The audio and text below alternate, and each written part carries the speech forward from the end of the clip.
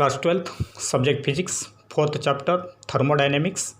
From the chapter, let us see the adiabatic process and the thermodynamics of the adiabatic process. The thermodynamic process in which there is no transfer of heat from the system or to the system is called as the adiabatic process.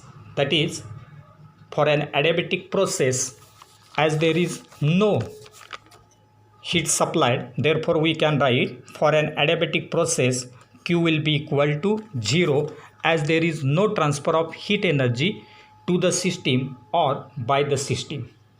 Now heat transfer to or from the system is prevented by either perfectly insulating the system from its environment or by carrying out the change rapidly so that there is no time for any exchange of heat. For example, if you consider the puncturing of an inflated balloon or a tire, then this will be the example of adiabatic process. There will be no exchange of heat energy.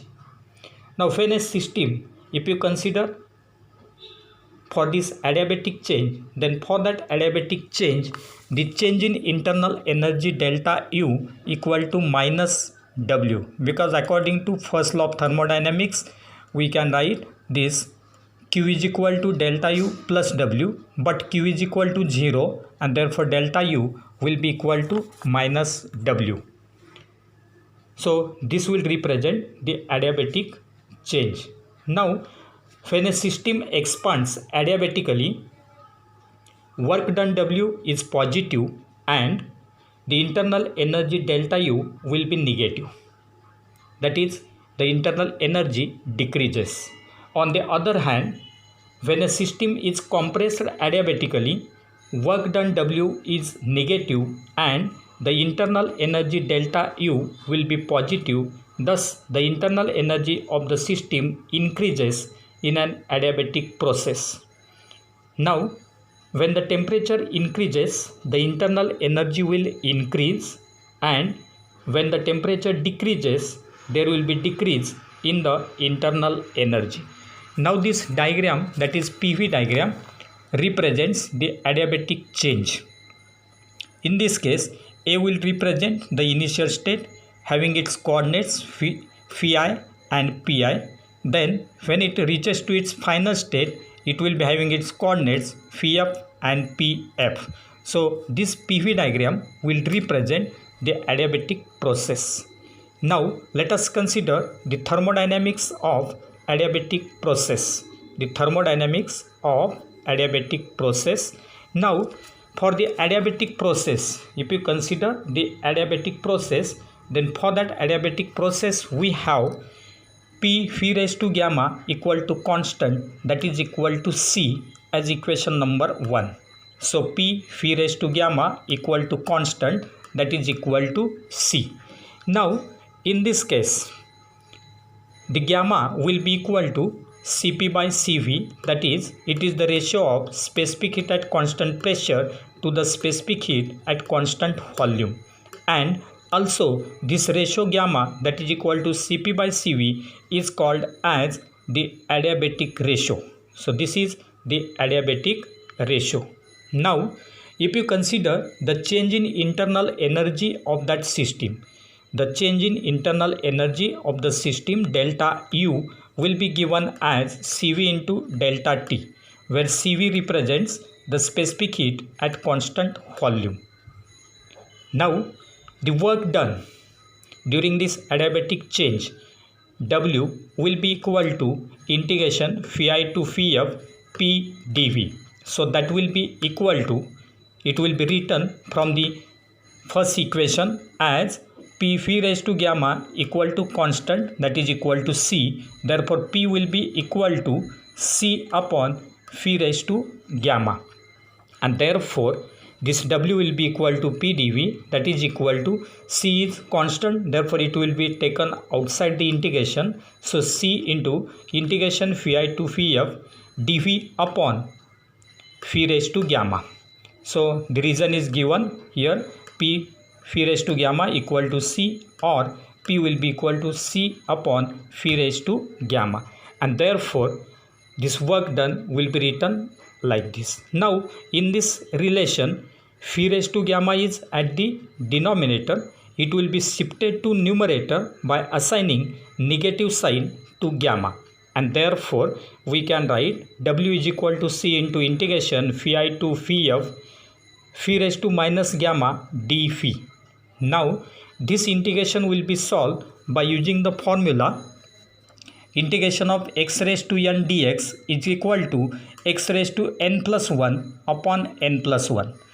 Integration x raised to n dx is equal to x raised to n plus 1 upon n plus 1, and therefore by solving this relation now we can write in place of that phi raised to minus gamma dv. That relation will be written like this. So it will be W is equal to C into phi raised to minus gamma plus 1 upon it will be minus gamma plus 1, that will be written as 1 minus gamma. Integration limiting values are phi I to phi f. So that will be written as this term will be taken outside the bracket, and therefore we will get C upon 1 minus gamma into, now this term phi raised to minus gamma plus 1 is at numerator. It will be shifted to denominator by taking the reciprocal. So it will become as, it will be 1 upon phi f. By putting the limiting values phi f and phi I, we will get 1 upon phi f raised to gamma minus 1 minus 1 upon phi f raised to gamma minus 1, equation number 2. Now in case of first equation we have P phi raised to gamma is equal to C, and therefore from this relation we can write Pi phi I raised to gamma must be equal to Pf phi f raised to gamma, and that will be equal to constant, and therefore from this relation we can proceed further. So W will be equal to, by putting these values in this relation we will write n is equal to 1 upon 1 minus gamma. So as it is, as the previous relation, C upon 1 minus gamma. So it will be written as W is equal to 1 upon 1 minus gamma, because that C will be included here in this relation, and into bracket we can write Pf phi f raised to gamma upon phi f raised to gamma minus 1 minus Pi phi I raised to gamma upon phi I raised to gamma minus 1. Now if this phi f raised to gamma minus 1 and phi I raised to gamma minus 1 is shifted, and according to laws of indices, if it is solved, because when it is shifted to numerator it will be into phi f raised to minus gamma plus 1. Similarly this will become phi I raised to minus gamma plus 1, and therefore by simplifying according to laws of indices, here phi f raised to gamma, it will come, when it is shifted to numerator it will become phi f raised to minus gamma, it will get cancelled and only phi f will be present. Similarly here also, when this term is shifted to numerator, then phi I raised to minus gamma plus 1, so that minus gamma plus gamma it will get cancelled, and therefore only phi I raised to 1 that will be remain, and therefore this relation can be written as 1 upon 1 minus gamma into Pf phi f minus Pi phi I, equation number 3. It will be 1 upon 1 minus gamma into Pf phi f minus Pi phi I, equation number 3. Therefore we know the relation PV equal to nRT, and therefore this work done W will be written as 1 upon 1 minus gamma. This term will be as it is, 1 upon 1 minus gamma, and the value of this, that is nRT. So nR into Tf minus Ti. So Tf minus Ti will represent the temperature difference. So this will be again written as this. Now nR is there, it will get cancelled with the C factor, and therefore we can write Pf Vf minus Pi Vi upon 1 minus gamma. So in this case Nr, that will be PV is equal to nRT. From this Nr it will get substituted in the value of that C again, and therefore Nr into Tf minus Ti will be, according to this relation, it will be Pv, that is Pf Vf, and this term, second term Nr into Ti, will become Pi Vi, and therefore we will get work done W equal to Pf Vf minus Pi Vi upon 1 minus gamma as equation number 4.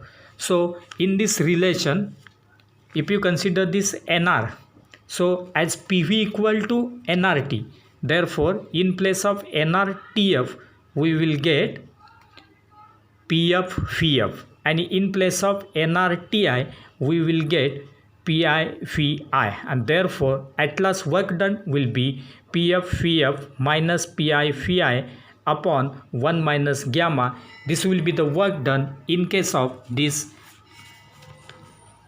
change, that is, if you consider this thermodynamics of the adiabatic process. And now if you consider this change, then from this relation, that is fourth relation, it is clear that when work is done by the gas, that is by the system, that is when the gas expands, then the work done W will be positive, that is greater than 0, and the initial temperature will be greater than final temperature, that is Ti is greater than Tf, and the gas will slowly cool down. On the other hand, when work done is on the gas, when the work is done on the gas, that is the gas will be compressed. At that time the work done will be negative, that is less than 0, and in this case the initial temperature will be less than final temperature, that is Ti is less than Tf, and hence the gas will warm up. So this will be regarding the thermodynamics of the adiabatic process. Now let us consider the next point, that is next type of the process, that is cyclic process, in which the change in internal energy is always equal to 0, so that the heat supplied will be equal to work done according to first law of thermodynamics. And therefore what is that cyclic process? So the thermodynamic process that returns a system to its initial state is called as cyclic process. A thermodynamic process that returns a system to its initial state is called as the cyclic process. In this process, the initial state and the final state is the same, and for a cyclic process the total change in its internal energy is 0, that is delta U is equal to 0, and according to the first law of thermodynamics we will get Q is equal to W as delta U is equal to 0. The PV diagram for cyclic process is now as shown. So here this PV diagram represents the cyclic process. So in this case there are two different paths shown. When the change takes place from A to B, then path 1 will be followed. When change takes place from B to A, second path will be followed, and therefore A and B will be considered as initial state and final state, or final state and initial state. Therefore from this PV diagram it is clear that for cyclic process the initial state and the final state are the same. There will be no difference between the initial state and the final state. And now let us consider the last classification of the thermodynamic process, that is nothing but the free expansion. Now what is that free expansion? The thermodynamic process in which there is an instantaneous change, that is sudden change, and the system is not in thermodynamic equilibrium, such process is called as free expansion. the thermodynamic process in which there is a instantaneous change and the system is not in thermodynamic equilibrium is called as the free expansion. Now, if you consider the free expansion, it is the uncontrolled change. It is uncontrolled process or uncontrolled change. There will be no control during this change, and a PV diagram of this free expansion cannot be plotted because it is instantaneous or sudden change. Only the initial and final state of this free expansion can be plotted.